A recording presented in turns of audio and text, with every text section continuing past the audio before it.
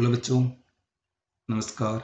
आप सभी का लेट्स जॉइन केडी पर स्वागत है। और आज हम क्लास 12th का most important topic wave optics करने जा रहे हैं, जिसमें आज हम डिस्कस करेंगे हाइजीन प्रिंसिपल के बारे में। तो अगर इससे पहले आप लोगों ने रे ऑप्टिक्स नहीं देखी है तो आप चैनल की प्लेलिस्ट में जाके आप चेक कर सकते हो, क्योंकि रे ऑप्टिक्स समझने के बाद में वेव ऑप्टिक्स बड़ी आसान लगेगी। तो इसलिए ज़रूरी है कि आप एक बार रे ऑप्टिक्स को पढ़िए। चलिए आज की क्लास में शुरू करते हैं वेव ऑप्टिक्स। सबसे पहले हम बात करेंगे वेव ऑप्टिक्स में। तो वेव ऑप्टिक्स की बात करें तो ऑप्टिक्स का मतलब आपको पहले भी बताया जा चुका है कि ऑप्टिक्स होता क्या है। स्टडी ऑफ लाइट, जो स्टडी ऑफ लाइट जो लाइट के बारे में पढ़ती है ब्रांच फिजिक्स की, उसको हम क्या कहते हैं, ऑप्टिक्स कहते हैं। वेव वेव क्या है, यानी कि लाइट का एक नेचर होता है वेव नेचर होता है। तो वेव एक नेचर है लाइट का। देखो होता क्या है कि लाइट, हमें ये नहीं पता था शुरुआत में कि लाइट है वो वेव है या पार्टिकल। क्या नहीं पता था कि जो आपकी लाइट है वो वेव है या पार्टिकल है, ये चीज नहीं पता थी शुरुआत में। तो इसीलिए कुछ लोगों ने कहा कि भाई लाइट वेव है, और कुछ लोगों ने कहा कि लाइट पार्टिकल है।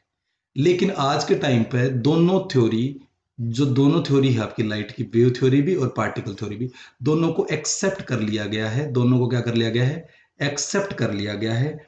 ठीक है, तो इसलिए आपको ध्यान देना। इसलिए हमने इसको कहा लाइट के कितने नेचर हैं, ड्वेल नेचर बोला जाता है। अभी तक कुछ कंफर्म है नहीं। ठीक है भाई, इतनी बात आपको समझ में आ रही होगी। उसके बाद में क्या बताते हैं, अब हम बात करते हैं न्यूटन की थ्योरी से शुरुआत करते हैं। सबसे पहले बात करेंगे यहाँ पे न्यूटन कॉर्पस्कुलर थ्योरी। क्या लिखेंगे, न्यूटन्स कॉर्पस्कुलर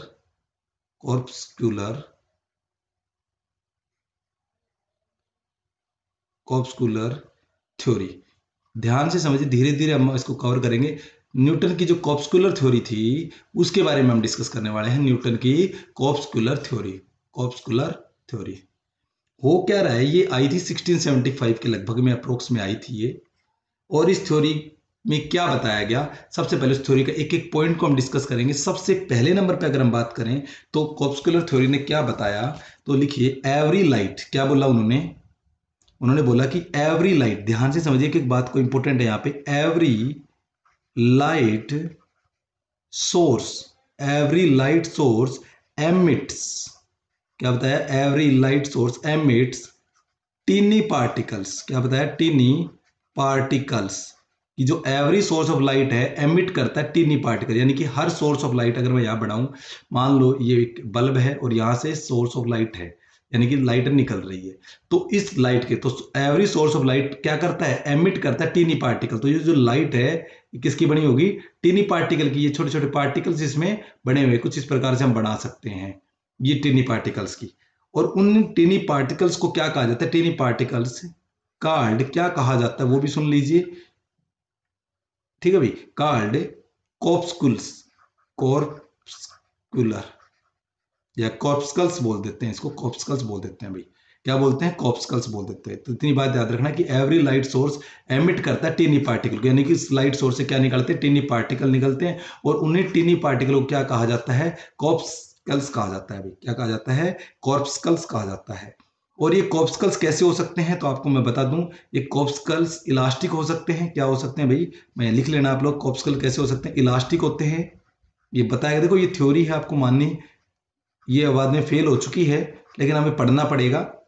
थोड़ा डिटेल में बता रहे हैं हम इसको। एंड मासलेस, क्या बताया, मासलेस।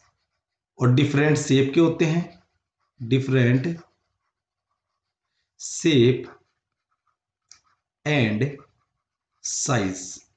यानी कि ये समझ में आ गया कि जो पार्टिकल है, जो टीनी पार्टिकल है, जिसको हमने क्या नाम दिया गया, कॉर्पस्कल्स नाम दिया गया, वो इलास्टिक होते हैं। दूसरा रिजिड भी होते हैं और मासलेस होते हैं। देखो मास नहीं होता तो ये आते और हमारे सर पे टकरा देते, हमें तो फोड़ देते सर को। तो इसलिए क्या होते हैं, मासलेस होते हैं। और डिफरेंट शेप के, भाई किसी की कैसी शेप हो सकती है, मान लो कोई ऐसी शेप का, कोई ऐसी शेप का, कोई इस प्रकार की शेप का, तो इस प्रकार से।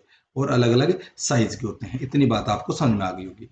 उसके बाद में अगर हम बात करें सेकंड नंबर पे, तो ध्यान दीजिए, कॉर्पस्कल ट्रेवल। जो कॉर्पस्कल है यानी कि जो टीनी पार्टिकल है, कॉर्पस्कल्स क्या है भाई, टीनी पार्टिकल्स। कॉर्पस्कल्स ट्रेवल करते हैं क्या बताया, ट्रैवल करते हैं इन स्ट्रेट लाइन। ये भी बात सही है कि किस में ट्रैवल करते हैं, ये एकदम बात बिल्कुल राइट है कि स्ट्रेट लाइन में ट्रैवल करते हैं। किस में ट्रैवल करते हैं भाई, स्ट्रेट लाइन में ट्रैवल करते हैं भाई। ये याद रखना है कि जो टिनी पार्टिकल जिसको हमने कॉर्पस्कल्स नाम दिया, वो किस में ट्रैवल करते हैं, टिनी स्ट्रेट लाइन में ट्रैवल करते हैं। किस में ट्रैवल करते हैं, स्ट्रेट लाइन में ट्रैवल करते हैं। और जो कॉर्पस्कल हैं, जो यानी कि जो टिनी पार्टिकल्स हैं, कॉर्पस्कल्स, क्या बताया, travel with different speed, with different speed भी, different speed। जो कॉर्पस्कल है यानी कि टिनी पार्टिकल है, वो डिफरेंट स्पीड से ट्रेवल करते हैं, डिफरेंट स्पीड से ट्रेवल करते हैं। ये बात आपके दिमाग में होनी चाहिए। अब और वो स्पीड क्या होगी, तो उन्होंने बताया, न्यूटन, ये न्यूटन की थ्योरी थी ना, तो न्यूटन ने क्या कहा कि जो डेंसर मीडियम है, डेंसर, उसमें स्पीड ज्यादा होती है पार्टिकल्स की, यानी कॉर्पस्कल्स की। जो कॉर्पस्कल्स है यानी कि जो टिनी पार्टिकल है, कॉर्पस्कल किसको कहा जाता है, टिनी पार्टिकल को। तो ये डेंसर में इसकी स्पीड ज्यादा होती है आज compare to the rare medium, जो कि आज हम जानते हैं कि उल्टा है, लेकिन उस टाइम पे किसी को पता नहीं था। 1675 की बात है, 1675 के 1675 के, यानी 1675 की बात है भैया, 60, ठीक है भाई, इतनी बात आपको समझ में आ गई होगी। तो उस टाइम पे हमें पता नहीं था, तो हमने क्या कहा कि डेंसर में स्पीड ज्यादा होती है आज कंपेयर टू रेयर। इतनी बात आपके दिमाग में फिट हो गई होगी, ठीक है ना। आज जबकि उल्टा है। उसके बाद तो अब हम बात करेंगे थर्ड जो नंबर पे उन्होंने क्या बताया न्यूटन ने। थर्ड नंबर पे मैं लिख देता हूं यहाँ पे, थर्ड नंबर पे अगर हम बात करें तो थर्ड नंबर पे क्या बताया, डिफरेंट कलर, क्या लिखूंगा, different colour, different colour of light, जो डिफरेंट कलर हैं लाइट के, जैसे विबग्योर आप लोगों ने पढ़ा है, VIBGYOR, different colour of light have different shape, have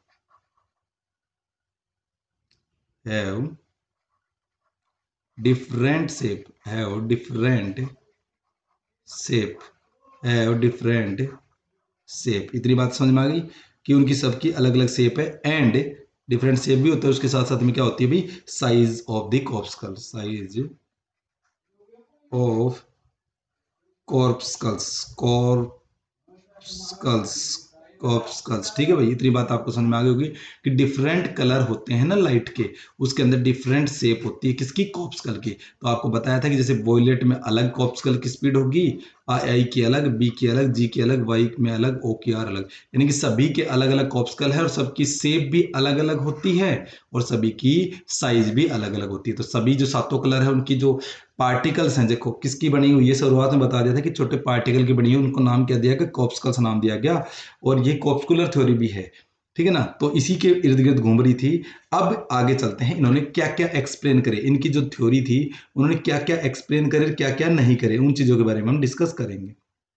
तो सबसे पहले जो एक्सप्लेन करें, इनकी जो अचीवमेंट थी, हम ये कह सकते हैं कि अचीवमेंट, तो क्या क्या एक्सप्लेन कर पाई वो सुनिए। सबसे पहले उन्होंने कर पाया रेक्टिलिनियर प्रोपेगेशन को। किसको एक्सप्लेन करा, रेक्टिलिनियर एक्सप्लेनेशन कर दिया। रेक्टिलिनियर प्रोपेगेशन को, प्रोपेगेट मतलब भेजना, रेक्टिलिनियर प्रोपेगेशन को एक्सप्लेन करा। मतलब लाइट ट्रेवल करती है इन स्ट्रेट लाइन, क्या बोला, light travel in a straight line, straight line, ठीक है भाई।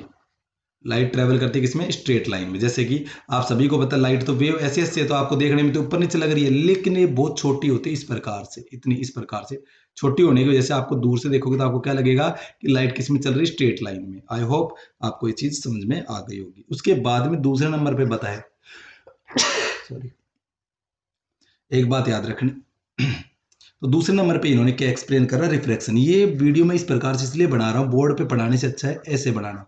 कारण ये है क्योंकि ये वीडियो थोड़ा एनिमेशन में चलेगा, तो आपको एनिमेशन से पढ़ाया जाएगा। वीडियो को पूरा देखिए, वीडियो अच्छा लगे तो लाइक कर देना, चैनल को सब्सक्राइब भी कर लेना। तो रिफ्रैक्शन के बारे में बात करें थे, रिफ्रैक्शन में क्या बताया, रिफ्रैक्शन कैसे एक्सप्लेन करा। आप सभी जानते हैं, एक मीडियम हो गया, ये मीडियम नंबर 1 हो गया, ये मीडियम नंबर 2 हो गया। मान लेते ये रेयर मीडियम हो गया और ये डेंसर मीडियम हो गया। कॉर्पस्कल्स आए यहां से इस प्रकार से, अगर हम बात करें तो आपको मैं बता देता हूँ, जैसे वो यहाँ आए मीडियम पे, तो आपको पता है डेंसर मीडियम में पार्टिकल ज़्यादा होते हैं तो उसको ज़्यादा फोर्स से खींचा जाता है, इसको अपनी तरफ, इस कॉर्पस्कल्स को यानी कि स्टिनी पार्टिकल को अपनी तरफ कुछ इस प्रकार से खींचा जाता है। ऐसे खींचते सब लोग, लेकिन आप सभी को जानते हैं जब कोई ऐसे पार्टिकल आ रहा है उसको हर डायरेक्शन में ऐसे खींचा जा रहा है तो उसका रिजल्टेंट कुछ इस प्रकार से आएगा। ये इसका क्या निकल के आएगा, रिजल्टेंट बीच में। तो इसी प्रकार से अगर मैं दूसरे पेन से इसको समझाना चाहूँ तो क्या होगा, देखिए उसमें ये होगा कि ये इसका हमने नॉर्मल ड्रॉ कर लिया और ये ना इधर जा पाएगी ना इधर जा पाएगी, ये एकदम ऐसे मुड़ जाएगी कुछ इस अलग से। तो आपको समझ में आ गए होंगे जो पार्टिकल वो इस प्रकार से इस डायरेक्शन में चले जाएंगे। क्लियर होगी, ये पार्टिकल इस प्रकार से जो आए थे ना वो इस प्रकार से आपके ट्रैवल कर जाएंगे। और यहाँ से उन्होंने एक्सप्लेन कर दिया कि लाइट क्या हो रही है, बैंड होती है, बेंडिंग ऑफ लाइट को एक्सप्लेन कर दिया। तो रिफ्लेक्शन भी आपको कवर करवा दिया गया। ठीक है भाई, इतनी बात आपको समझ में आ गई होगी। रिफ्लेक्शन की बात करें तो रिफ्लेक्शन भी ऐसे उन्होंने करा कि क्या हुआ कि छोटे छोटे पार्टिकल आए और वो टकराए और उनमें कैसा कोलिजन हुआ उन्होंने बता दिया, इस प्रकार से चले गए। ये आई लाइट और ये चली गई, क्यों? क्योंकि इसके पार्टिकल टकराते हैं। किसका पार्टिकल हो गया, पार्टिकल यहाँ टकराए हैं तो इसको हम बोलते हैं कैसा कोलिजन होता है, इलास्टिक कोलिजन। इन्होंने एक्सप्लेन कर दिया था इलास्टिक कोलिजन को कि इलास्टिक कोलिजन की वजह से क्या होता है, रिफ्लेक्शन हो जाता है। जैसे आप बॉल को दीवार पे मारते हो ना और वो वापस आ जाती है इलास्टिक कोलिजन की वजह से, इसी प्रकार से। तो दो एक्सप्लेन कर दिए।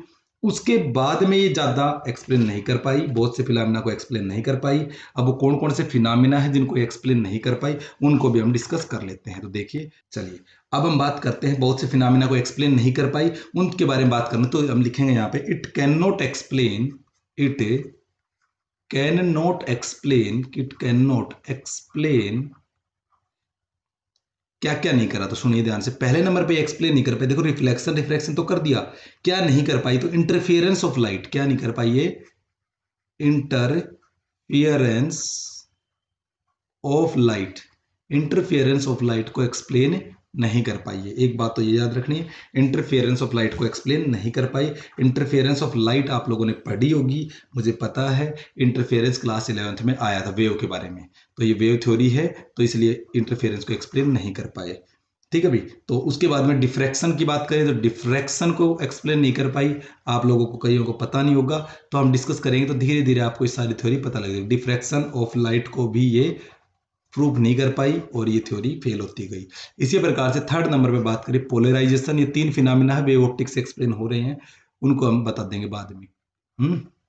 तो पोलराइजेशन को भी एक्सप्लेन नहीं कर पाई। तो ये तीन फिनोमेना थे जिनको एक्सप्लेन ये थ्योरी नहीं कर पाई और इस प्रकार से फेल हो गई। 1850 में थ्योरी रिजेक्टेड हो चुकी थी।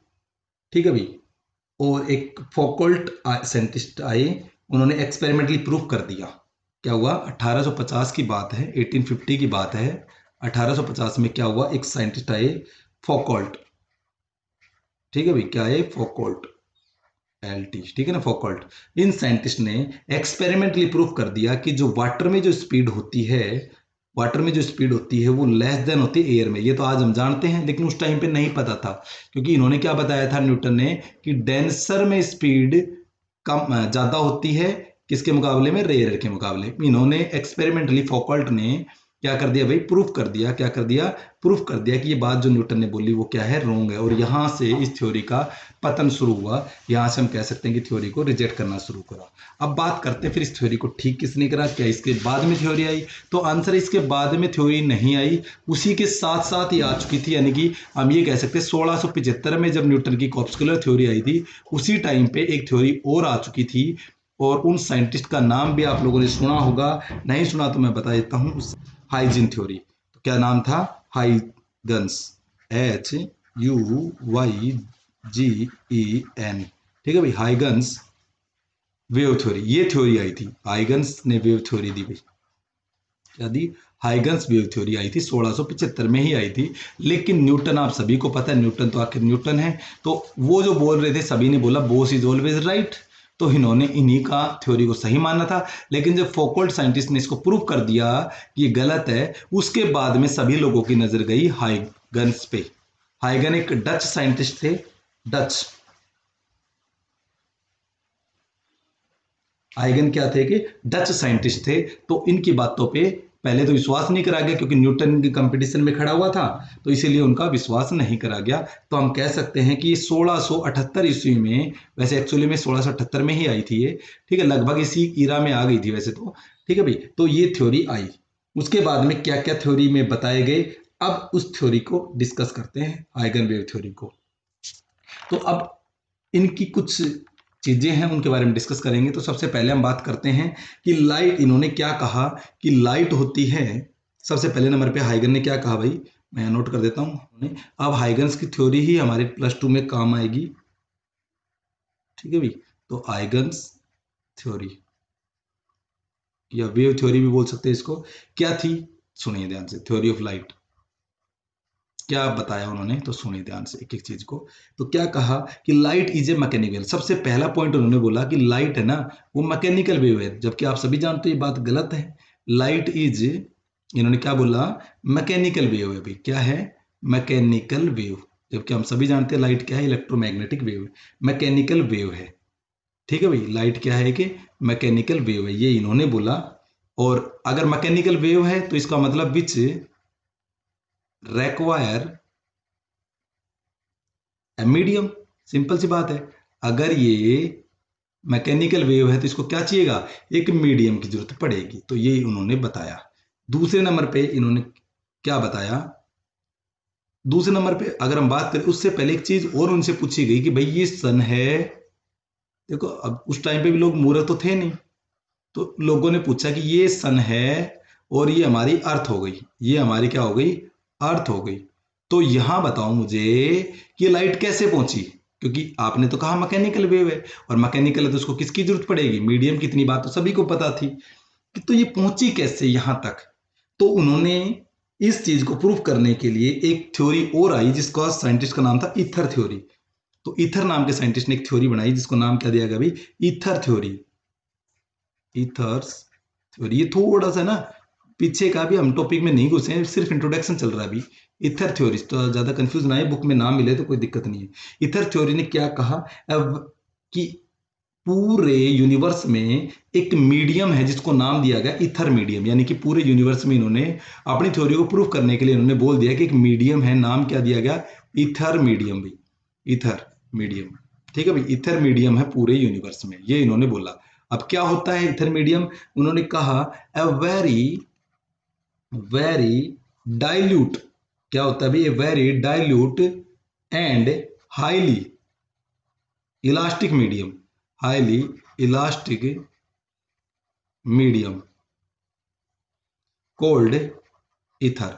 ईथर क्या होता है समझ में आया, कि वेरी डाइल्यूट यानी बहुत ज्यादा डाइल्यूट है, और हाईली इलास्टिक मीडियम है ये, मतलब डाइल्यूट का मतलब तो ये हो गया कि हल्का हो गया, फिर वो हाईली इलास्टिक है, तो यानी कि उसमें से लाइट आराम से ट्रेवल कर सकती है, तो ये बताया। और इन्होंने कहा कि इलास्टिक कॉल्ड ईथर, इतनी बात समझ में आ गई। और स्प्रेड इज स्प्रेड एवरीवेयर, यानी कि पूरे यूनिवर्स में ये फैला हुआ है, ये इन्होंने बता दिया भाई। इतनी बात आपको समझ में आ गई होगी कि ईथर क्या है, एक डाइल्यूट और हाईली इलास्टिक मीडियम है जो कि पूरे यूनिवर्स में फैला हुआ है, तो ये बताया। और इस थ्योरी को समझाने के लिए उन्होंने क्या बताया, एक फॉर्मूला का भी यूज करा। वो फॉर्मूला होता है वेलोसिटी ऑफ लाइट के लिए, फॉर्मूला होगा मैकेनिकल वेव की वेलोसिटी का फॉर्मूला है, क्या है कि रूट ओवर ऑफ इलास्टिसिटी, ये सभी ने पढ़ा होगा, क्लासिकल फिजिक्स का टॉपिक है, रो। तो देखिए ये डेंसिटी होगी, आपको बता दिया गया था, आप इलास्टिक मीडियम डाइल्यूट है तो डेंसिटी क्या रहेगी, कम रहेगी, वेरी वेरी लो, और वेरी वेरी लो।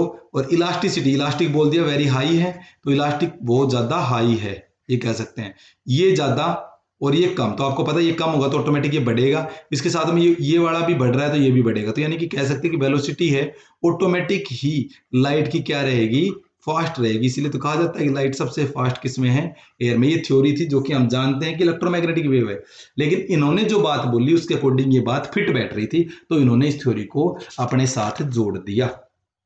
उसके बाद में बात करते हैं ये थ्योरी क्या क्या एक्सप्लेन कर पाई, उन चीजों के बारे में बात करते हैं। वे आइगन की जो थ्योरी थी वो किन किन चीजों को एक्सप्लेन कर पाई, उनके बारे में हम डिस्कस कर लेते हैं। तो सबसे पहले हाइगन थ्योरी एक्सप्लेन, या लिख सकते हैं यहाँ पे हाइगन्स थ्योरी, हाइगन्स थ्योरी क्या क्या एक्सप्लेन करती हो देखिए। क्या क्या एक्सप्लेन करती है। सबसे पहले एक्सप्लेन कर देती है रेक्टिलिनियर प्रोपेगेशन को। ये तो सभी थ्योरी कर रही थी अभी तक की। रेक्टिलिनियर प्रोपेगेशन यानी कि लाइट है वो किस में चलती है भाई, स्ट्रेट लाइन में चलती है। ये बात तो सभी ने बताया, बिल्कुल बता दी, ये बात जायज भी है। दूसरी बात, इस थ्योरी ने प्रूफ कर दिया लॉ ऑफ रिफ्लेक्शन, यानी कि रिफ्लेक्शन का लॉ प्रूफ कर दिया। ठीक है भाई, रिफ्लेक्शन का लॉ प्रूफ कर दिया, जो कि आपने रे ऑप्टिक्स में भी पढ़ा था, यानी कि angle i is equal to angle r, ये प्रूफ कर दिया। ये हमारे सिलेबस में है, हमें पढ़ना भी है, वेव ऑप्टिक्स से पढ़ना है।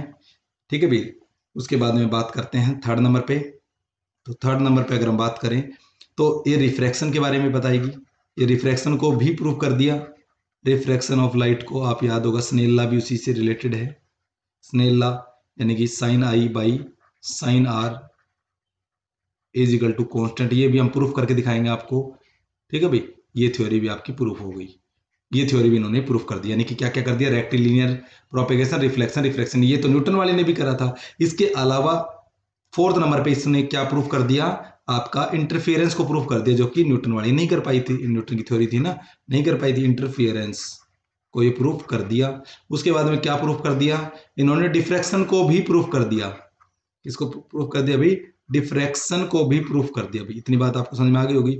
और सिक्स्थ नंबर पे इन्होंने किसको प्रूफ करना था, पोलराइजेशन को। इसको प्रूफ करना था, पोलराइजेशन को, लेकिन ये थ्योरी इसको प्रूफ करने में फेल हो गई। तो कहने का मतलब है कहीं ना कहीं ये थ्योरी अभी तक की सबसे बेस्ट थ्योरी मानी गई, क्योंकि न्यूटन वाली में तो सिर्फ कितने 3 ही हो रहे थे, रेक्टिलिनियर प्रोपेगेशन हो रहा था, रिफ्लेक्शन हो रहा था, रिफ्रैक्शन हो रहा था। ये तो हमें वेव थ्योरी से हमें पढ़ना भी है, डेरिवेशन आपको नोट कर लेना है। उसके बाद में इंटरफेरेंस वो नहीं कर पा रही थी, तो इन्होंने कर दिया डिफ्लेक्शन कर दिया। इनके पास एक कमी थी, वो थी बस पोलराइजेशन की, बस इसको प्रूफ नहीं कर पाई। ठीक है, तो हमें हाइगन्स का प्रिंसिपल पढ़ने हैं, हाइगन थ्योरी को पढ़ना पड़ेगा, क्योंकि पूरा सिलेबस इससे रिलेटेड है। तो शुरू करते हैं हाइगन प्रिंसिपल। तो सबसे पहले अगर हम बात करें हाइगन्स प्रिंसिपल की, ये पूरा का पूरा है ना चैप्टर आपको ध्यान से समझना है। पहले बता देता हूँ, पूरा का पूरा एनिमेशन बेस्ड होगा। एनिमेशन मैं आपको दिखाऊंगा भी जैसे टॉपिक शुरू होगा। अब शुरू होता है हमारा मोस्ट टॉपिक, जो कि हमें पढ़ना ही पढ़ना है, और पेपर में वहां से क्वेश्चन बनते ही बनते हैं, और वो है हाइगन्स। क्या बताया, हाइगन्स प्रिंसिपल। क्लियर हो गई होगी क्या पढ़ना है अपने को, हाइगन्स प्रिंसिपल। इतनी बात आपको समझ में आ गई होगी कि सबसे इंपॉर्टेंट टॉपिक है, इसको अच्छे से कवर करना ही करना है भाई। क्लियर हो गई। चलिए मैं पेन कलर चेंज कर देता हूँ। वीडियो अच्छी लग रही है तो लाइक जरूर करना भी है, चैनल को सब्सक्राइब भी कर लेना, और जिन बच्चों ने लाइक नहीं करा है तो लाइक कर दो। पूरी मेहनत जो आप लोगों के लिए कर रहा हूँ, पूरा कंसेप्ट बताने की कोशिश करूंगा। तो देखिए भाई, हाइगन प्रिंसिपल है। अब प्रिंसिपल कुछ सिद्धांत है कि अगर इनकी थ्योरी को समझना है, वेव ऑप्टिक्स को समझना है, तो इसके जो प्रिंसिपल जो मैं अभी समझाने जा रहा हूं, उन सभी पॉइंटों को आपके दिमाग में बैठने पड़ेंगे। और आज की क्लास इसीलिए इंट्रोडक्शन क्लास कहा गया है कि अगर आप लोगों ने नहीं पढ़ा इन पॉइंट्स को, तो आगे की थ्योरी आपको समझ में नहीं आएगी। तो इसलिए आज की क्लास बहुत इंपॉर्टेंट रहेगी। तो इसको अच्छे से बिना स्किप किए हुए देखिए, और वीडियो अच्छी लग रही है तो लाइक भी करना। नीचे कमेंट करें कौन कौन वीडियो अच्छी लग रही है, नीचे कमेंट जरूर करें भी हैं। चलिए सबसे पहले हम बात करते हैं, पहले नंबर पे हमें पढ़ना है वेव फ्रंट। क्या पढ़ना है सबसे पहले, वेव फ्रंट के बारे में पढ़ना है। सबसे पहले हमें पढ़ेंगे वेव फ्रंट। नया वर्ड आया है, आप लोगों ने कभी नहीं सुना होगा, तो सुनिए भाई, वेव फ्रंट। ठीक है ना। तो सबसे पहले मैं इसकी डेफिनेशन समझाता हूं, फिर उसके बारे में डिटेल लिखता हूं। तो सबसे पहले आपको डेफिनेशन लिखवा देता हूं, क्या है वेव फ्रंट। तो क्या बोलोगे, इट इज द लोकस, क्या बोलोगे, it is the, wave front क्या है उसके बारे में बता रहे हैं, locus of all point, it is the locus of all point of a medium, of a medium which are vibrating in same phase। ये याद रखना आपको, in same phase। आप समझिए ध्यान से इसको, ये क्या है, क्या बताया, एक लोकस है किसका, ऑल पॉइंट का, सभी पॉइंट का लोकस है, ऑफ ए मीडियम, किसी भी मीडियम के अंदर जो भी ऑल पॉइंट है उनका एक लोकस है, which are vibrating in the same phase. अब सबसे पहले तो यही पता होना चाहिए कि फेज है क्या चीज। तो आप लोगों ने 11th क्लास में क्वेश्चन पढ़ी थी, y इज इक्वल टू, याद करिए, A sine omega t plus minus क्या लिखा था, के एक्स। ये इक्वेशन हमारी आती थी वेव ऑप्टिक्स में, सॉरी वेव में। ठीक है भाई, तो वेव में पढ़ा था। और ये जो नीचे का पोर्शन है इसको हमने बताया भी था आपको, क्या बताया था, फेज बताया था। क्या बताया था, फेज। इसीलिए मैंने इस चैप्टर को आपको अच्छे से पढ़ाया था। और क्लियर हो गई बात। तो ये क्या है भाई, फेज है। तो अगर हम इसमें पूछे कि ये तो आपका वेव को रिप्रेजेंट करने का मेथड हो गया। चलिए, अब ये एक्स क्या है, तो एक्स कहलाएगा आपका डिस्प्लेसमेंट ऑफ द वेव। क्या कहलाएगा एक्स, डिस्प्लेसमेंट। डिस्प्लेसमेंट किसका, डिस्प्लेसमेंट ऑफ वेव। ये किसका डिस्प्लेसमेंट कहलाएगा, डिस्प्लेसमेंट ऑफ वेव। ये आपको फेज बता ही दिया। और टी का मतलब हो गया कोई टाइम, इसी टाइम टी में डिस्प्लेसमेंट किसका, वेव का, कितनी दूर चली। और ये वाई है, इसका क्या मतलब हुआ, तो डिस्प्लेसमेंट ऑफ पार्टिकल, इसका मतलब होगा डिस्प्लेसमेंट ऑफ पार्टिकल। इतनी बात आपको समझ में आ गई होगी। एक एक चीज को आपको कवर कराऊंगा, ये पूरी की पूरी इक्वेशन आपको याद होगी। तो अब इसको समझते हैं क्या मतलब है, जो ऊपर स्टेटमेंट दिया था, इक्वेशन लिखवा दी मैंने, इससे कौन सा क्लियर हो गया। तो मैंने फेज बता दिया कि किस पोजीशन पे है। तो सुनिए ध्यान से, देखिए सपोज करिए एक पार्टिकल है यहाँ पे, यहाँ एक पार्टिकल है, ठीक है भाई, ये एक सोर्स, लाइट का सोर्स मान लेते हैं। और यहां से एक लाइट निकल रही है कुछ इस प्रकार से, ऐसे ऐसे लाइट निकल रही होगी। इधर से एक लाइट निकल रही होगी कुछ इस प्रकार से। इसी प्रकार से इधर से भी एक वेव निकल रही होगी इस प्रकार से। इधर से भी एक वेव निकल रही होगी कुछ इस प्रकार से। तो आप समझ सकते हो कि वेव हर डायरेक्शन में निकलती हैं। 3D फॉर्म में मान रहा हूं मैं, यहाँ पे क्या मान रहा हूं, 3D फॉर्म में मान रहा हूं। किस फॉर्म में मान रहा हूं, 3D में मान लेता हूं। चलो हटाओ, 3D में एक्सप्लेन कर लेते हैं इसको। यानी कि एक्स कोऑर्डिनेट में भी जा रही होगी, वाई में भी जा रही होगी, और जेड में भी जा रही होगी। ठीक है भाई। अब हमने क्या देखा कि मान लेते हैं किसी टाइम t1 में इसने जो डिस्प्लेसमेंट कवर करा वो एक्स करा। कितना करा, एक्स करा। इतनी बात समझ में आई। तो मान लेते हैं इस डायरेक्शन में कितना करा, ये रहा टाइम t1। इसको मैं नोट कर देता हूँ, पेन दूसरा लेता हूँ ताकि अच्छे से क्लियर हो जाए। ये लो, ये रहा टाइम t1। तो इसने कितना डिस्प्लेसमेंट कवर करा, एक्स। इसी प्रकार से इस डायरेक्शन में भी टाइम t1 में कितना करा होगा, एक्स। इसी प्रकार से इस डायरेक्शन में भी, इसी प्रकार से यहां, यहां, यहां और यहां और यहां। आप समझ रहे होंगे कि टाइम कितना लिया, t1। टाइम कितना लिया, t1। यहां टाइम कितना लिया, t1।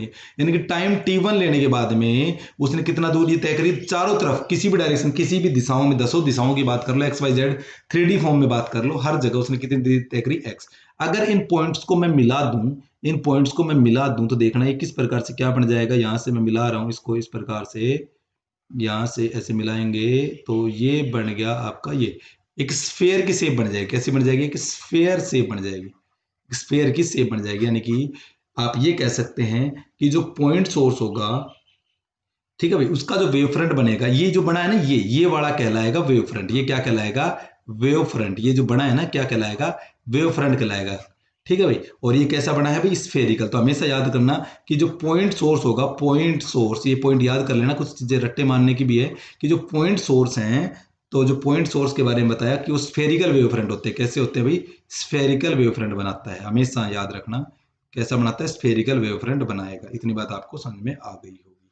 चलिए, अब इस डेफिनेशन को दोबारा देखिए कि it is the locus of all the point. देखो, all the point of a medium, ये रहा medium, which are vibrating in same phase. ये देखो फेज सेम है, टाइम t1 t2 कुछ भी कर लो आप, तो फेज तो वही रहेगा ना, ओमेगा t1। जैसे मान लो पहला फेज की बात करूं मैं, तो पहला फेज क्या हो जाएगा, ये तो सेम रहना है। तो यहां हो जाएगा ओमेगा t1 प्लस एक्स। इसी प्रकार से omega t2 plus x, omega t3 plus x. अगर अलग अलग फेस की बात करें तो हमें सेम फेस लेना था चारों का, तो सेकंड वाले का क्या हुआ, इतना, उससे अगले का भी, और अगर लास्ट वाले का होता तो भी वही रहता, क्योंकि टाइम हमें क्या ले रखा है, हमने t2 ले रखा है। टाइम क्या ले रहा है भाई, t2 ले लिया।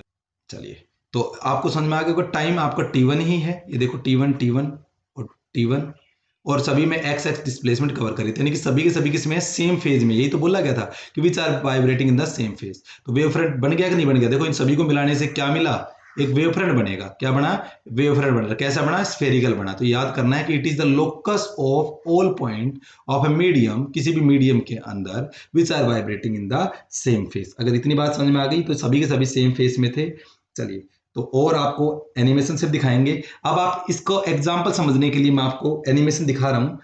देखिए, ये देखिए, आप एनिमेशन देखिए, यहां से एक पानी की बूंद गिर रही है, और ये एग्जाम्पल किसका है आप देख सकते हो। ये एग्जाम्पल है आपके पोंड का, तालाब का या नदी का, जिसमें भी आप एक पत्थर मान लो शांत पानी, उसमें आपने जैसे ही देखो ड्रॉप आ रही है, ड्रॉप्स आ रही है यहाँ पे, ये देखो ड्रॉप दिख रही होगा आप लोगों को, यहाँ से मैं एक बार कलर चेंज कर लेता हूँ। ये देखिए यहाँ एक ड्रॉप गिरती है, इस वाले एरिया में एक ड्रॉप गिर रही है। देखिए ये ऊपर से आ रही है इस प्रकार से, यहाँ गिरी और गिरते ही ये देखिए ये क्या है, ये आप देखोगे ये क्या है, ये लोकस है।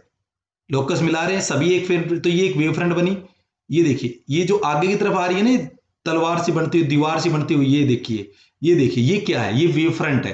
क्या है? Wave front. आई होप आपको ये सारी चीजें क्लियर हो रही होगी। देखिए ये क्या है, एक वेव फ्रंट। आप देखिए ये जो आगे की तरफ आ रहा है, जब पानी में पत्थर को गिराओगे आप लोग नीचे की तरफ तो क्या हो रहा है, ये देखिए हिलता हुआ आ रहा है इस प्रकार से। तो ये जो आगे आगे चलता हुआ आ रहा है ये क्या है, एक वेव फ्रंट है। चलिए और एग्जाम्पल दिखा देता हूं आपको। हमने यहाँ पे क्या करा, एक पत्थर में कुछ गिरा, यहाँ पे जैसे गिरा तो ये देखिए स्फेरिकल वेव फ्रंट बनते जा रहे हैं। देख पा रहे हो आप लोग, ये है स्फेरिकल वेव फ्रंट। कि जब पॉइंट पे गिरेगा तो पॉइंट हमेशा कैसा बनाएगा, स्फेरिकल वेव फ्रंट बनाएगा। आप पिक्चर में देख सकते हो। और हम बात करेंगे नंबर दूसरे पे। तो पहला पॉइंट आपको समझ में आ गया होगा वेव फ्रंट क्या होता है, पूरी रिपल्स को आपको दिखा दिया गया है। दूसरे नंबर पे हम बात करने वाले हैं। दूसरे नंबर पे समझिए आप, एक एक चीज को एनिमेशन से दिखाऊंगा। आज की क्लास इसीलिए इंपॉर्टेंट रहेगी, और मैंने लाइव इसीलिए नहीं करी क्योंकि लाइव में चीजें क्लियर नहीं हो पाती आप लोगों को। Direction of propagation of wave is always perpendicular to the wave front. क्या बताया, जो डायरेक्शन है, ध्यान से समझिए, द डायरेक्शन ऑफ प्रोपेगेशन, जो प्रोपेगेट कर रहे हैं, जिस डायरेक्शन में हम भेज रहे हैं लाइट को, direction of propagation of wave is always perpendicular to the wave front, wave front. ये बात आप क्या क्या मतलब हुआ। देखिए ये सोर्स था, हमने ऐसे करके एक गोला बना लिया, ऐसे करके एक गोला और बना लिया, ये वेव फ्रंट है। और अगर आप डायरेक्शन देखोगे वेव की, तो मान लो इधर जा रही है तो ये डायरेक्शन, इधर जा रही है तो ये डायरेक्शन, इधर जा रही है तो ये डायरेक्शन, क्योंकि आप सभी को पता है वेव हर डायरेक्शन में एनर्जी भेजती है। तो ये देखो ये लाइट जा रही है, हर डायरेक्शन में जा रही होगी, इस डायरेक्शन में भी और इस डायरेक्शन में। तो आप यहाँ देखो एंगल कितने डिग्री का बना, 90 का। यहाँ देखो 90 का, यहाँ देखोगे तो भी 90 का, यहाँ देखोगे तो भी 90 का। तो यही बता रखा डायरेक्शन है ना प्रोपेगेशन की, वो वेव की। जैसे ये क्या जा रही है, ये वेव फ्रंट जा रही है तो ये वेव है, और ये होगी डायरेक्शन किसकी, लाइट की। वो कैसे एक दूसरे के परपेंडिकुलर। तो ये वेव फ्रंट की हमेशा कैसे मिलेगी, डायरेक्शन लाइट की, डायरेक्शन ऑफ वेव होगी, ये परपेंडिकुलर मिलेगी। आप देख सकते हो। आई होप आपको सेकंड पॉइंट क्लियर हो गया होगा। चलते हैं थर्ड पॉइंट पे। थर्ड पॉइंट को अच्छे से समझिए, क्या है भाई थर्ड पॉइंट। हर पॉइंट आपके लिए इंपॉर्टेंट रहेगा, इस थ्योरी को समझने के लिए आज की क्लास बहुत इंपॉर्टेंट है। चलिए तो हम बात करते हैं टाइप ऑफ वेव फ्रंट। अब बात करेंगे टाइप्स ऑफ वेव फ्रंट पे। टाइप्स ऑफ वेव फ्रंट यानी वेव फ्रंट के टाइप क्या क्या हो सकते हैं, हमारे सिलेबस में भी है। टाइप ऑफ वेव फ्रंट क्या है, नंबर एक की बात करें तो पॉइंट सोर्स। पॉइंट सोर्स क्या बताया, पहले नंबर पे बात करेंगे पॉइंट सोर्स के लिए कैसा वेव फ्रंट बनेगा। पॉइंट सोर्स के लिए अभी बताया था आप लोगों को, स्फेरिकल बनेगा। कैसा बनेगा, स्फेरिकल बनेगा भाई। कैसा बनेगा, स्फेरिकल वेव फ्रंट बनेगा। आपको बता चुका हूं मैं, रिपल और पानी वाला एग्जांपल आप समझ सकते हो। ठीक है भाई, जैसे यहाँ पे रखोगे तो इसका स्फेरिकल कुछ इस प्रकार से बनेगा वेव फ्रंट। इस प्रकार से आप स्फेरिकल वेव फ्रंट बना सकते हो। दूसरे नंबर पे अगर हम बात करें, ये देखिए सोर्स एट इन्फिनिटी पे है। अगर सोर्स इन्फिनिटी पे है तो यानी कि जो लाइट आ रही होगी वो कैसी आ रही होगी, पैरेलल आ रही होगी। लाइट कैसे आ रही होगी, सोर्स एट इन्फिनिटी होगा तो लाइट को हम कैसे कंसिडर करते हैं, पैरेलल कंसिडर करते हैं। तो उसका वेव फ्रंट कैसे बनेगा, तो याद कर लेना, उसका जो वेव फ्रंट है रट्टा मार लो, कैसा बनेगा, प्लेन वेव फ्रंट बनेगा। कैसा बनेगा, प्लेन वेव फ्रंट बनेगा। ये याद रखना, कैसा बनेगा, प्लेन वेव फ्रंट बनेगा। अभी दिखाऊंगा प्लेन वेव फ्रंट कैसे बनता है। तो देखिए देखिए यहां से लाइट आ रही है इस प्रकार से, सीधी डायरेक्शन में लाइन खींचूं तो ये मैंने सीधी लाइन खींची इस प्रकार से, यहाँ मैंने इस प्रकार से लाइन खींच दी, इस प्रकार से यहाँ मैंने इस प्रकार से लाइन खींची, ये लो। ठीक है, तो यहां से जो वेव फ्रंट बन रहे होंगे वो कैसे बनेंगे, देखिए अभी मैं पेन चेंज कर लेता हूं। ये देखिए यहां से जो वेव फ्रंट बनेंगे कुछ इस प्रकार से बनेंगे, पैरेलल। कैसे बनेंगे, यहां से पैरेलल वेव फ्रंट बनेंगे। कैसे बनेंगे, पैरेलल। तो आप देखना हमेशा कैसे बनेंगे, पैरेलल वेव फ्रंट बनेंगे। चलो मैं इसका फिगर भी दिखा देता हूं आप लोगों को। चलो एक बार तीसरा और डिस्कस कर लेते हैं, फिर तीनों का एक साथ ही दिखा देते हैं फिगर, आपको समझ में आ जाएंगे। तीसरा है लीनियर। एक बार और डिस्कस कर लेते हैं लीनियर के बारे में। थर्ड नंबर पे यहां मैं नोट कर देता हूं लीनियर। लीनियर, अगर आपके पास लीनियर सोर्स आ जाए, लीनियर सोर्स का मतलब होता है किसी लाइन में, जैसे मान लो ऐसे लाइट आ जाए, ऐसे लाइन में आ जाए, तो उसका वेव फ्रंट कैसे बनेगा। तो आपको पता है डायरेक्शन ऐसे भी जा रही होगी, इस डायरेक्शन में भी जा रही होगी वेव्स, इस डायरेक्शन में भी इस प्रकार से। ठीक है भाई, इस डायरेक्शन में इस प्रकार से, हर डायरेक्शन में आपकी वेव जा रही होगी। तो ऐसी कंडीशन में इसका जो वेवफ्रंट बनेगा वो कैसा बनेगा, याद कर लेना। ये चीजें रट्टे मारने की, एक प्रकार से रट्टे मार लो इनको, मैं दिखा भी दूंगा ताकि आपके दिमाग में फिट हो जाए। तो देखिए, इसके साथ साथ जाने के लिए एक सीधी लाइन खींचनी पड़ेगी, और यहां भी एक लाइन खींच लेते हैं, और ये इनको मिलाया और ये मिला दिया। इसी प्रकार से इसको मिलाया और ये मिला दिया, तो ये बन गया सिलेंड्रिकल वेवफ्रंट। कैसा बना भाई, सिलेंड्रिकल। तो याद कर लेना कैसा वेवफ्रंट बनेगा, सिलेंड्रिकल वेवफ्रंट बनेगा। कैसा बनेगा, सिलेंड्रिकल वेवफ्रंट बनेगा भाई। तो याद कर लोगे सारी चीजें। तो दोबारा से सुनिए, सबसे पहले type of wave, third point क्या था हमारा, टाइप ऑफ वेवफ्रंट। तो इसके टाइप ऑफ वेवफ्रंट में टाइप्स कौन कौन से, पहला है पॉइंट सोर्स के लिए, पॉइंट सोर्स के लिए स्फेरिकल बनेगा, सोर्स ऑफ इन्फिनिटी के लिए प्लेन वेवफ्रंट बनेगा, और लीनियर के लिए बनेगा सिलेंड्रिकल। चलो मैं आपको दो का फिगर दिखा देता हूं। देखिए भाई, आपको दिख रहा होगा, ये जो दिख रहा है पॉइंट गिर रहा है, और यहां से जो वेवफ्रंट बन रही है ये स्फेरिकल बन रही है, गोल गोल देखो सर्कुलर दिख रही है ना आपको। तो ऐसे ही स्फेरिकल वेवफ्रंट बनेगा हर डायरेक्शन में जाने के लिए। उसके बाद में अगर हम बात करें प्लेन वेवफ्रंट की, तो प्लेन वेवफ्रंट देखिए, ये आपको दिख रहा है प्लेन वेवफ्रंट, पैरेलली जा रही है ना लाइट, तो ये आपको दिख रहा होगा यहां से पैरेलली, बिल्कुल आपको इस प्रकार से दिख रहा होगा। यहां से अगर मैं इसको लिखना चाहूं, तो आपको मैंने बताया था कि लाइट कैसे आएंगी, पैरेलली लाइट आएंगी। ये देखिए यहां से ऐसे लाइट आएंगी, ये सीधा टेढ़ा गया पेन, चलिए यहां से सीधा बनाता हूं, इस प्रकार से ऐसे गया, ऐसे गया, और इसका प्लेन वेवफ्रंट बनेगा इस प्रकार से, इस प्रकार से। तो आप देख सकते हो किस प्रकार से लाइट जा रही है, ऐसे जाती रहेगी इन्फिनिटी के लिए। जो वेवफ्रंट बनेगा उसका फिगर है ये वाला। आई होप आपको एनिमेशन से बिल्कुल बढ़िया तरीके से समझ में आ रहा होगा।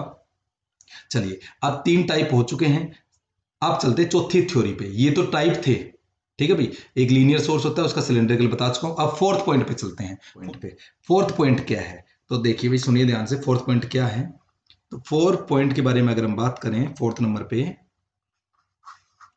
तो क्या कहता है कि every point on a wave front, ध्यान से समझिए भैया, फोर्थ और फिफ्थ पॉइंट नो समझ लो कि ये लास्ट है, क्योंकि इसी के अंदर छुपा हुआ है सारा राज।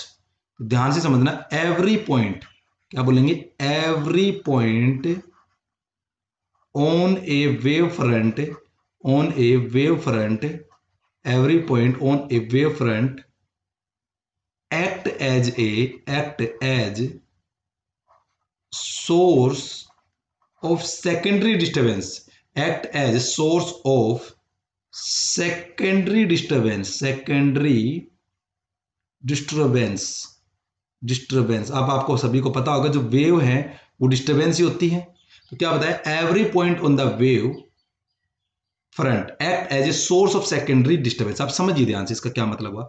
ये रहा शुरुआत में सोर्स, और इससे एक वेव बनेगी, क्या बनेगी, एक वेव फ्रंट बनेगा। ये बताया था मैंने कि एक पॉइंट सोर्स लिया और इससे क्या बनेगा, वेव फ्रंट, और इसको नाम दिया गया क्या, वेव फ्रंट। इसको क्या नाम देंगे, वेव फ्रंट नाम देंगे। समझ में आ गई, इसको क्या बोलेंगे, वेव फ्रंट बोलेंगे। ये रहा आपका वेव फ्रंट, क्या बोलेंगे, वेव फ्रंट। और ये आपको डेफिनेशन में बताया गया है कि जो वेव फ्रंट है ये क्या है, क्या है ये वेव फ्रंट, ये क्या है, सोर्स है। ये जो वेव फ्रंट आपको दिख रहा है सोर्स है किसका, ऑफ सेकेंडरी डिस्टर्बेंस। किसका भाई, सेकेंडरी डिस्टर्बेंस का सोर्स है भाई। ये बात आपके दिमाग में होनी चाहिए, क्लियर हो गई। ये क्या है फिर, ये वाला पॉइंट, ये पॉइंट को हम बोलेंगे, यहां पे मैं पेन चेंज करता हूं, ये पॉइंट को हम बोलेंगे कि ये क्या है, ये प्राइमरी पॉइंट सोर्स है। इसको बोलेंगे प्राइमरी पॉइंट सोर्स। जो आप पत्थर गिरा रहे थे ना नदी में, नाले में, प्राइमरी पॉइंट सोर्स। ऐसा काम तो करा ही होगा आप लोगों ने, मुझे पूरा यकीन है। ये है आपका क्या, point source.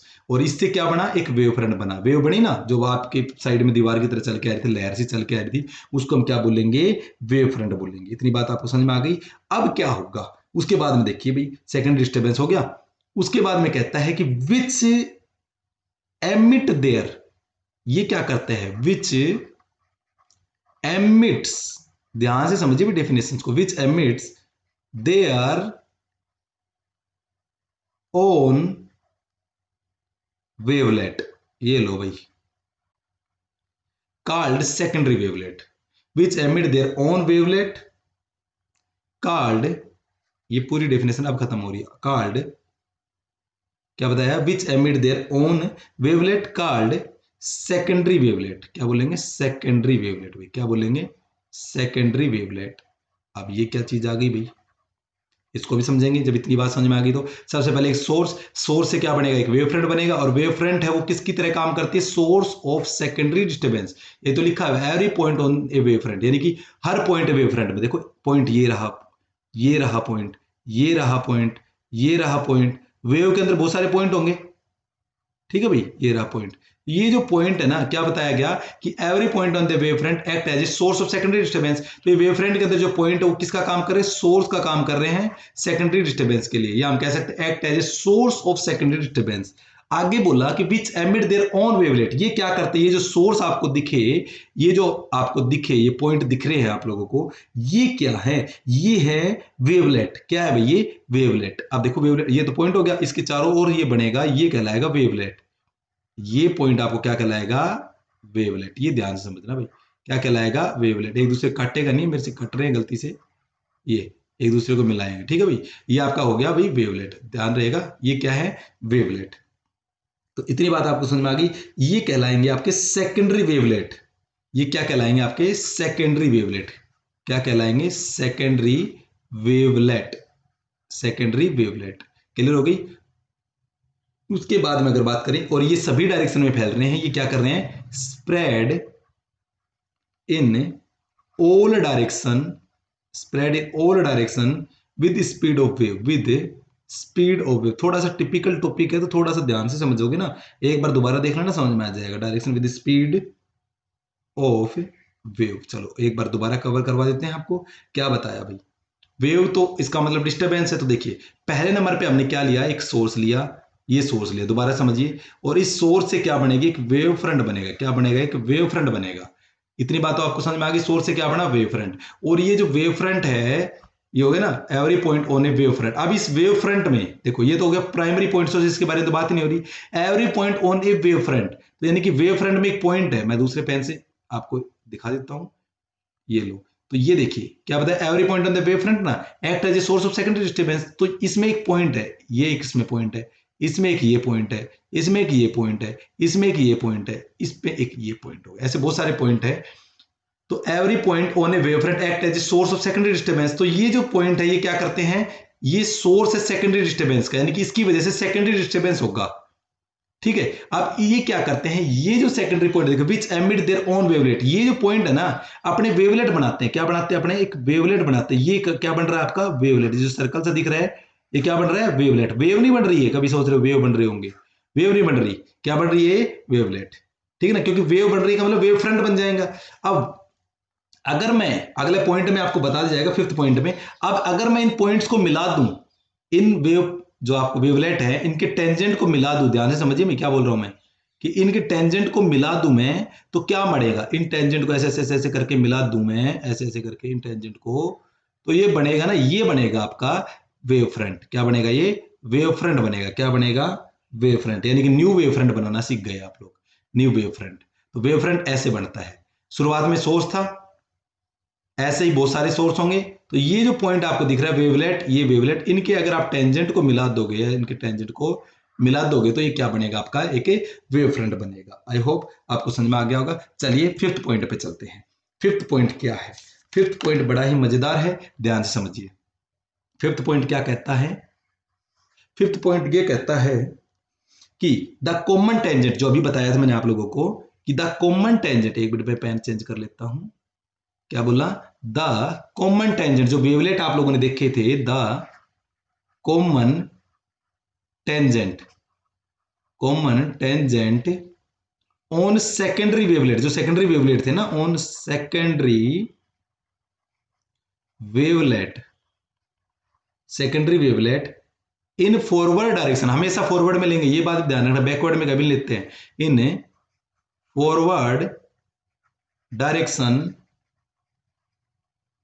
Give new wave front, भी नया वेव फ्रंट देगा। यही तो अभी समझा रहा था। जैसे मान लो ये सोर्स था, एक साइड का दिखा देता हूं, मान लो ये सोर्स था, सोर्स से क्या बना होगा, एक वेव फ्रंट बना होगा, वेव फ्रंट का क्या बना होगा, एक वेव फ्रंट बना होगा। तो मान लो ये क्या बना, एक वेव फ्रंट बना, क्या बना, एक वेव फ्रंट। एक साइड का दिखा रहा हूं, पीछे का नहीं दिखा रहा, ये क्या बना रहा है, एक वेव फ्रंट बना रहा है। और वेव फ्रंट के अंदर क्या होता है, पॉइंट होता है, जो कि सोर्स होता है सेकेंडरी डिस्टर्बेंस का, आपको बताया था, ठीक है भाई।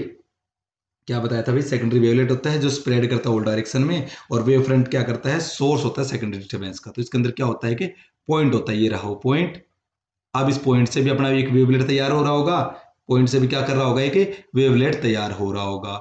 और इस वेवलेट की वजह से मैं एक ही साइड का दिखा रहा हूँ तो इतना ही दिखाया, तो ये एक वेवलेट बना इसके, इस वेवलेट का सरकमफ्रेंस ये बनी, जैसे आप लोगों ने थोड़ी देर पहले देखा था, ऐसे सोर्स था और इसमें एक पॉइंट था, इसमें एक पॉइंट था, इसमें एक पॉइंट था, इसमें एक पॉइंट था, और ये ऐसे। तो मैंने सिर्फ ये वाला हिस्सा दिखाया है, ये वाला ऊपर दिखा दिया। और अब मैंने क्या करा, इनके एक कॉमन टेंजेंट लाइन खींच दी। मैंने क्या कर दिया है कि कॉमन टेंजेंट लाइन खींच दी, ये इसके एक टेंजेंट लाइन खींच दी ऑटोमेटिक ही। तो ये बन गया भाई, ये आपका अगला wave front, next wave front बन गया, यानी कि न्यू वेव फ्रंट बन गया। अब इस न्यू वेव फ्रंट में भी क्या होगा, एक लॉक पॉइंट मिलेगा आपको, जो कि सोर्स करेगा अगले के लिए, ये सोर्स रहेगा। ये तो समझा रखा है कि जो वेव फ्रंट है, जो पुराना वेव फ्रंट है, उस वो क्या करता है, सोर्स है या एक्ट करता है जैसे सेकेंडरी डिस्टर्बेंस, यानी डिस्टर्बेंस भेजने काम करता है, और जो अपने आप एक नेक्स्ट वेव बना देता है। देखिए अब इसके अंदर भी होगा, तो इसका भी क्या होगा, एक वेवलेट बनेगा और उसकी एक डायरेक्शन बनेगी, ये डायरेक्शन बन गई, यहां से भी एक डायरेक्शन बन गई, वेवलेट बना दी ना। और अब इनके एक टेंजेंट लाइन एक और खींच लो, आप भी एक टेंजेंट और खींच लो, और ये बन गई एक और। इसी प्रकार से इसमें भी एक पॉइंट होगा, वो अपना एक वेवलेट तैयार कर रहा है, तो ये वेवलेट हो गई, तो वेवलेट ऐसे तैयार हो जाएगी। समझ रहे होगे आप लोग अब सारी चीजें। और इनका स्पर्श रेखा खींच दो ऐसे, ये लो टेंजेंट खींच दिया। तो इस प्रकार से एक वेव फ्रंट बनेगा। डायरेक्शन देखोगे तो देखो, एक ये गया, एक ये डायरेक्शन गई, एक ये डायरेक्शन गई, एक इधर गई, एक इधर गई। तो ये सारी सारी चीजें क्या दिखा रही है आपको, डायरेक्शन शो कर रही है। फिफ्थ प्रॉपर्टी हो गई। अब हम कुछ ऑब्जेक्ट आपके लेंगे और उनमें वेव फ्रंट कैसा बनेगा वो डिस्कस कर लेते हैं। चलिए तो वो डिस्कस कर लेते हैं, उससे पहले मैं इसको इरेज कर देता हूं। चलिए तो सबसे पहले हम बात करते हैं, ऑब्जेक्ट एट इन्फिनिटी है। सबसे पहले हम बात करेंगे कि ऑब्जेक्ट कहाँ है भाई, ऑब्जेक्ट एट इन्फिनिटी पे है भाई, कहाँ है, ऑब्जेक्ट एट इन्फिनिटी पे है for convex lens, for convex lens, ये बात ध्यान रख रहे, object at infinity for convex lens. तो देखिए ध्यान से समझिए, ये रहा आपका कन्वेक्स लेंस, और ये आपका लाइन जा रही है प्रिंसिपल एक्सिस से। ध्यान से समझिए, इसका 3D भी दिखाऊंगा आप लोगों को। और इन्फिनिटी से जब लाइट आती है तो पैरेलल आती है, आप सभी को पता होगा लाइट कैसे आएंगी, पैरेलल आएंगी। और पैरेलल आएंगी तो लाइट ऐसे इकट्ठी हो जाएंगी, कहाँ पे, फोकस पे। आप सभी ने पढ़ा है रे ऑप्टिक्स में ये चीजें। अब वेव फ्रंट कैसा बना, देखिए ये wave front, plane wave front ऐसा बनेगा भाई, ठीक है भाई। ये आपको दिख गया होगा प्लेन वेव फ्रंट, ये आपका प्लेन वेव फ्रंट। थोड़ी देर पहले बताया था कि जब भी पैरेलल लाइट आएगी तो उसमें वेव फ्रंट कैसा बनेगा, प्लेन बनेगा। ये आपको दिखा रहा हूं मैं प्लेन वेव फ्रंट बना के, थोड़ा सा डायग्राम ऐसे बन रहा है, इसलिए मैंने आपको 3D एनिमेशन दिखाई है। अब देखिए ये सोर्स से लाइट कैसे जाएगी, देखो सोर्स से लाइट कैसा बनता है, स्फेरिकल वेव फ्रंट बनता है, ऐसा ऐसा ऐसा। तो आप यहां से समझ सकते हो, सोर्स समझिए इसको, तो ये वेव फ्रंट ऐसा बनेगा, समझ में आया। देखो इसको आप उल्टा समझिए, जब लाइट इधर से आ रही है तो आप इधर से देखोगे तो आपको ऐसा लगेगा ना, ऐसे जाते हुए इस डायरेक्शन जाता हुआ। तो आप सभी को पता है कि पॉइंट सोर्स ये कैसे काम करेगा, एक पॉइंट सोर्स का काम करेगा, अगर आप इधर खड़े हो जाओगे तो आपको कैसा दिखता है पॉइंट सोर्स के लिए, स्फेरिकल, तो ऐसे। तो ये यानी कि ये फिगर होगा, ठीक है भाई। तो आई होप आपको ये चीजें समझ में आ गई होगी। चलो इसका एनिमेशन दिखा देता हूं मैं आपको। ये देखिए, यहाँ आपको प्लेन वेव फ्रंट आपको दिख गए होंगे, ये प्लेन वेव फ्रंट आपको चलते हुए दिख रहे हैं, और यहां से एक पॉइंट पे इकट्ठा हो रहे हैं, यहाँ इस पॉइंट पे देखते जा रहे हो, और आपको ये दिख रहे होंगे इधर इस डायरेक्शन में आपको चलते हुए दिखाई दे रहे हैं। तो मैंने बता दिया था कि शेप इस प्रकार की बनेगी, शेप ये बनेगी भाई, शेप ये वाली बनेगी। आई होप आपको अच्छे से क्लियर हो रहे होंगे जो मैंने सोचा है। अगर आपको सही में समझ में आ रहा हो तो एक बार बता जरूर देना भाई मेरे को, कि कोई दिक्कत तो नहीं आ रही है एनिमेशन से समझने में, ठीक है भाई। चलिए अब बात करते हैं आगे। अब आगे हम बात करेंगे कनकेव लेंस से भी। किससे बात करेंगे, कनकेव लेंस से। इन कनकेव लेंस से कैसा बनेगा, तो आप सभी को पता, ये रहा हमारा कनकेव लेंस, और यहाँ लाइट गई और इस प्रकार से एक लाइट आई, और आपको पता है डाइवर्ज हो गई, क्या हो गई यहाँ पे डाइवर्ज, और आपको कहाँ पे होता है, फोकस पे जाता हुआ दिखाई देता है। तो यानी कि इधर से तो कैसे लाइट आएगी, आपको सभी को पता लग गया होगा, पैरेलल। कैसे आएगी, पैरेलल। अब आप ये सोचिए, यहां से ये सोर्स है, और सोर्स से लाइट कैसे बनती है, इसी प्रकार से तो बनती है लाइट, समझ रहे ना। तो लाइट कैसे बनेगी, इस प्रकार से। तो यानी कि आपको यहां से जब ऐसे जाएगी तो यहां से बढ़ती बढ़ती बढ़ती बढ़ती कुछ इस प्रकार से दिखाई देगी। आई होप आपको ये चीजें समझ में आ रही होगी। तो जो फिगर बनेगा कनकेव लेंस के लिए वो इस प्रकार से बनेगा, यानी कि बढ़ता बढ़ता जाएगा, साइज बढ़ता जाएगा बढ़ता जाएगा, इस प्रकार से बनेगा आपको। आई होप आपको सारी चीजें क्लियर हो रही होंगी, ठीक है भाई, इस प्रकार से। ये लो, आई होप। चलो इसका भी एक फिगर दिखाई, तो थोड़ा सा मिलता जुलता ही होगा, देखो इस प्रकार से दिखेगा, ये देखिए, ये लाइन में काट के दिखा रहा हूँ आप लोगों को, इस प्रकार से आप देख सकते हो। ठीक है भाई, तो आई होप आपको ये सारी चीजें क्लियर हो गई होंगी। चलिए उसके बाद में अगर हम आगे बात करें तो कनकेव मिरर का भी दिखा देता हूं आप लोगों को। अब बात करते हैं हम तीसरे नंबर पे कनकेव से कैसे बनेगा। आप बुक में भी थोड़ा सा देख लेना इन चीजों को, ज्यादा बेटर तरीके से भी समझ में आ जाएगी। मैं आपको एनिमेशन दिखा रहा हूँ, बुक में एनिमेशन नहीं मिलेगी, तो इसलिए दोनों का आइडिया लगा के आपको बेटर समझ में आ जाएगा। कनकेव मिरर का शेप ऐसे बनेगी, इसका एनिमेशन नहीं दिखेगा आपको, तो यहां से समझ लो ये कनकेव मिरर है। आप सभी को पता है लाइट आएगी पैरेलली और कहाँ मिलेगी, फोकस पे मिलेगी, तो ये पॉइंट आपको यहाँ मिल गया। सभी को पता होगा ये लाइट गई और यहाँ आपको टकरा के गई, तो यहाँ से तो कैसा मिलेगा, इन्फिनिटी से लाइट आ रही है तो कैसा वेव फ्रंट मिलेगा, प्लेन ही दिखेगा यहाँ से तो। और आपको यहाँ देखिए मैंने आपको अभी बताया था कि ये सोर्स का काम करेगा, तो सोर्स में तो ऐसे ही बढ़ती है, तो यानी कि ये शेप ऐसे बन गई। ठीक है भाई, तो ये होगी कनकेव के लिए। चलिए अब बात कर लेते हैं कन्वेक्स से, तो कन्वेक्स में भी ऐसा ही बनेगा। तो कन्वेक्स का आप खुद बना सकते हो, कन्वेक्स का आप खुद बनाना, आपको ये होमवर्क है। कन्वेक्स मिरर का आप खुद बना के दिखाना मेरे को कि कन्वेक्स मिरर से किस प्रकार का वेव फ्रंट बनेगा। उसके बाद में आपको मैं प्रिज्म का बना के दिखा देता हूँ कि प्रिज्म में अगर वेव फ्रंट पूछ लिया जाए कि कैसे बनेगा, तो प्रिज्म में भी बता देते हैं। चलिए प्रिज्म में बात करते हैं, प्रिज्म कैसे बनेगा। तो प्रिज्म मैं बना देता हूँ, ये लो प्रिज्म, इस प्रकार से आपके लिए प्रिज्म बना दिया, और ये लो प्रिज्म। तो यहाँ से आपको पता है लाइट आई, इस प्रकार से लाइट आई, और आपको पता है प्लेन वेव फ्रंट आएगा यहाँ से, और यहाँ से आपके गया, और यहाँ से ऐसे गया, इसमें से गया, और इस प्रकार से बैंड हो गया। तो यहाँ से कैसे जाएगा, पैरेलल ही जाएगा। ठीक है भाई, तो आपको समझ में आ गया होगा प्रिज्म में किस प्रकार से होता है। चलो इसका 3D में दिखा देता हूँ, आपको ज़्यादा बेटर समझ में आ जाएगा। ये देखिए आपको यहाँ से लाइट दिख रही है आपको जाती हुई, ये लाइट दिख रही है, यहाँ से प्लेन वेव फ्रंट है। कैसे है ये, प्लेन वेव फ्रंट दिखेंगे आपको, कैसे दिखेंगे, प्लेन वेव फ्रंट दिखेंगे, ये सारे प्लेन वेव फ्रंट है। और इधर से जा रहे हैं ये भी प्लेन ही दिखेंगे आपको, थोड़ा सा लाइन तिरछी जरूर दिख रही है, लेकिन ये भी कैसे वेव फ्रंट है, प्लेन आपको दिखाई देंगे। ठीक है भाई, तो ये प्लेन ही दिखेंगे, थोड़ा बैंड होके जा रहे हैं, कैसे होके जा रहे हैं, बैंड। आई होप आपको ये क्लास समझ में आ गई होगी। अगर अच्छी लग रही है तो वीडियो को लाइक करें, चैनल को सब्सक्राइब जरूर कर दें, हाँ, और दूसरों को शेयर जरूर करें। मिलते हैं नेक्स्ट वीडियो में, तब तक के लिए नमस्कार। हाँ, वीडियो कैसी लगी आपको जरूर बताना है कमेंट बॉक्स में। Thank you.